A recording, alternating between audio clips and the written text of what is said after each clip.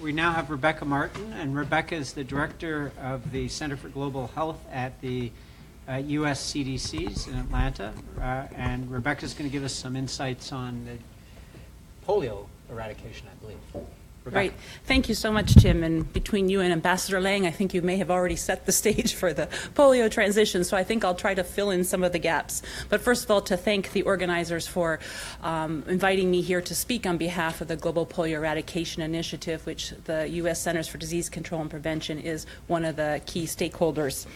As we saw with smallpox eradication, the legacy has been discussing the importance of the expanded program on immunization, or EPI, the introduction in the 1980s of the program, and what it has been built on.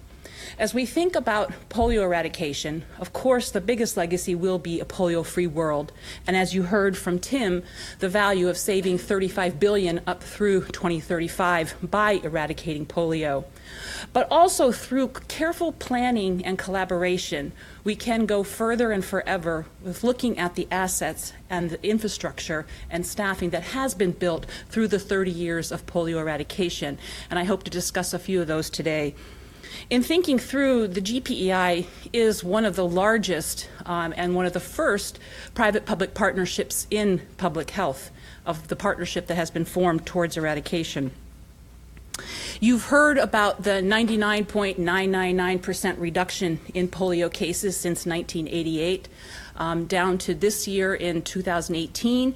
We have currently 8 cases in Afghanistan, 2 cases in Pakistan, and we have not had a reported case of wild polio virus in Nigeria since 2016.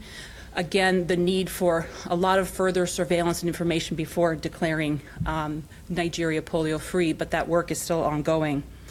And I want to start and predicate this discussion about transition on the point that we must finish and must eradicate polio in order to think about the transition, in order to think about what's next, because if we don't, we won't have the transition. And so there is a natural tension as we go through this in thinking about achieving eradication, but not losing all of the assets that have been built and needed the starting of planning for that now. It can't wait until we eradicate and then we decide, okay, now we need to keep these resources. As you heard, there's too many changes and tectonic plates moving right now that this has to be part of the discussion and to be included. So to date, GPEI has been supporting polio eradication in all of the WHO 6 regions, but with the primary emphasis where the funding has been going is on 16 countries. So 16 countries globally have 95% of the funding for polio eradication. There are 7 in the African region of WHO, 5 in the Southeast Asia, and 4 in the Eastern Mediterranean region, which account for most of the funds.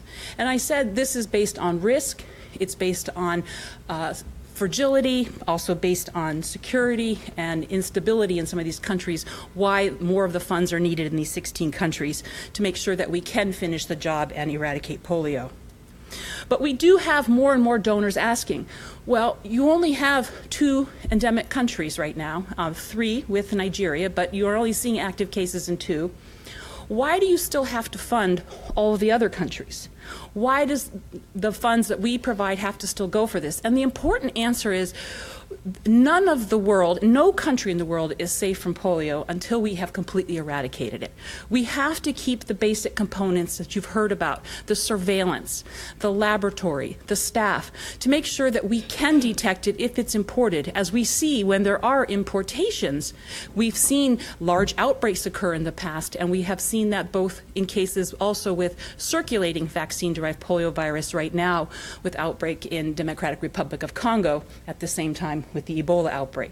So the importance of keeping the infrastructure and not losing it before we finish the job is critical, and the value of that going on afterwards I'll talk a little bit about shortly, but it's also very important.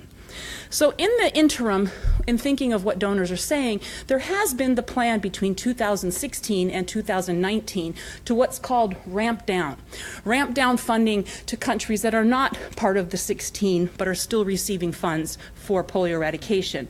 And that has been in the terms of saying within WHO to the African Regional Office, well, you need to ramp down by X% in 2016. What that means to them is, okay, we have to reduce our staffing footprint. We have to think about what we're doing in terms of our work in countries. Maybe we won't have so many immunization campaigns, but it is having an impact even now on our eradication efforts as we see the ramp down occurring through 2019 of the funds available. We have done assessments, and we see polio does support immunization programs. It supports surveillance, laboratory, staffing in countries, and with the community-based workers and volunteers, primarily brought in through UNICEF's efforts and Rotary, we see the value of being able to reach from the community all the way to the national, to the regional, and then the global level. And in a polio-free world, we will still need surveillance. On the day that polio is certified eradicated, we still need surveillance afterwards. We still need to make sure that we have IPV, inactivated polio vaccine. We need to still make sure that we can contain if manufacturers are producing, if it's in the laboratory, that if it's somehow leaked, that we make sure we have containment policies as well. And if there is an outbreak now potentially of a vaccine-derived polio virus, we need to have the outbreak response capacity to surge in such an event. So these needs are still going to be there after polio-free world is achieved through certification. And with this comes the point of needing to transition the assets that currently exist for polio eradication. In thinking of the priorities for polio transition, there is, as we've heard, both from Ambassador Lang and Tim Evans, the value of country, the importance of country ownership, country-centered work, but then also thinking of what has been established in regional networks, in laboratory, in surveillance systems, and then globally, the global governance that has existed, and global networks for surveillance and laboratory, and being able to surge response and capacity. So taking you back a few years, there was the establishment in 2013 of the Polio Eradication Endgame Strategic Plan, 2013 through 2018. Now, don't just ignore the 18 date right now, because we're still in the process. We have not eradicated in 2018. But one of the 4 objectives was the legacy, which is now the transition plan, and thinking, how do we sustain a polio-free world? How do we have those lessons learned and the assets and the workforce? How do we transfer those to other public health programs and endeavors? And how do we support countries in this transition plan, recognizing that they have to be the focus in these efforts? Now we'll go forward to 2018 to date, and with the release recently of the post-certification strategy, which is a global technical standard and activity document to sustain a polio-free world after certification, and with the dissolution of the Global Polio Eradication Initiative at certification. The timing then is to say we still need 3 goals. We need to be able to, after certification of eradication, contain any viruses that get loose. We need to make sure that polio essential facilities that are working with polio virus are containing it and have the proper and correct biosafety and biosecurity criteria met. We also need to protect populations, which means we still have to immunize, and that this is then with the IPV, the inactivated polio vaccine. We need to make sure we can get vaccine, and as you've heard, the proposal and the efforts right now through the Strategic Advisory Group of Experts on Immunization is for 10 years past eradication currently for certification. And then thirdly is the detect and respond. If there is an outbreak, if something happens, we have to be able to detect it. So we need a surveillance system, we need laboratory to be able to diagnose, and then we need the response team to be able to respond to the outbreak. Where is the funding coming from this post-certification? Oh gosh, that went fast. I got 1 minute left. And this is one of the larger issues in thinking about that. And I think GPEI has some assumptions it makes. First of all, that polio essential functions would be mainstreamed into existing programs in countries. And this is where WHO is saying, look at our other global health programs and how can you mainstream into them. That we have to make sure that the knowledge and lessons learned are shared, and that we transition other assets to public health efforts as well. So if we look at some of the priorities in having to do this, as I mentioned, country-specific and country-led, countries have to absorb the costs. Countries have to develop national action plans mapping their assets, and GPEI will not exist after certification. So these are some of the assumptions that go into the model, and then you have the ramp down occurring now. So as we look at this going forward, we recognize the importance of looking at milestones, developing that map, roadmap, and thinking about how we've seen with the Africa region and East Mediterranean region of WHO develop a business case for investing in immunization, which they just launched in May at the World Health Assembly. So we see these opportunities being important in how we're going to do that. Within GPEI, we have what's called the Transition Management Group, and then globally there is an independent body named the Transition Independent Monitoring Body. And I wanted to focus on the TIMB, the Transition Independent Monitoring Board, which has recognized that 25 to 50% of the work of polio staff is dedicated to other public health efforts in a country. That if we eradicate polio, but we have a collapse of public health systems in what's been built, that is also a failure. It's a failure of global governance. It's a failure of what we've been able to achieve. And outside of the polio world, there's really little awareness that all of this is going on and that the urgency that's needed to address this issue. And lastly, that there has been no risk assessment done on the timing of transition on countries and the impact on their health and public health systems that are in place. One donor quoted at the polio eradication, as a donor to polio eradication, we have been giving funds for polio eradication. You cannot suck us in more widely. We will make our own decisions on priorities. So you have a bit of this tension of where are we going with this? What's going to be our role as donors, but recognizing the importance of what the assets are with polio eradication.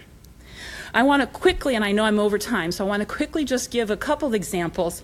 First of all, with India, in the Indra Hanush effort that they have made to achieve 90% coverage for children under 2 and with pregnant women. They have transitioned their polio assets to be able to move into looking at how to look at other efforts for immunization, but also they've also looked at within their health security. With their surveillance medical officers, they have moved into seeing how they can now address other public health priorities in the country, including non-communicable diseases. So we've seen India look at a model and look at how to fund this both by the Indian government in collaboration with Gavi and some of the other efforts.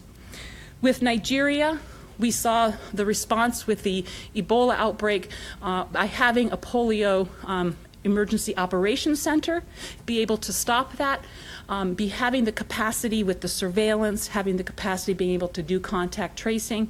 But at the same time, this past year they had Lassa fever outbreak. And we still saw healthcare workers dying because not having access to protective equipment. And the importance of being able to sustain these efforts shows you that it can't just be for one thing. It has to be a broader in how we do this goal. In Nepal, we've seen the development of moving their surveillance system to vaccine preventable disease systems for neonatal tetanus, measles, rubella, and strengthening their systems. Now I want to give a country on the opposite end, South Sudan, where 100% of its immunization program is funded through polio. And that includes the staffing.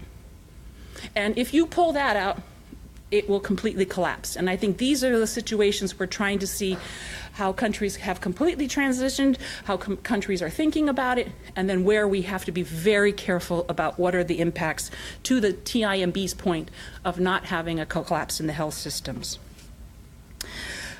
In thinking of the partnerships, we do think of the future, and there has been many discussions with Gavi in thinking about what would be transitioned, what could be assets for immunization programs in countries and how Gavi could look at that as well as the countries through domestic resources, but also under the global health security.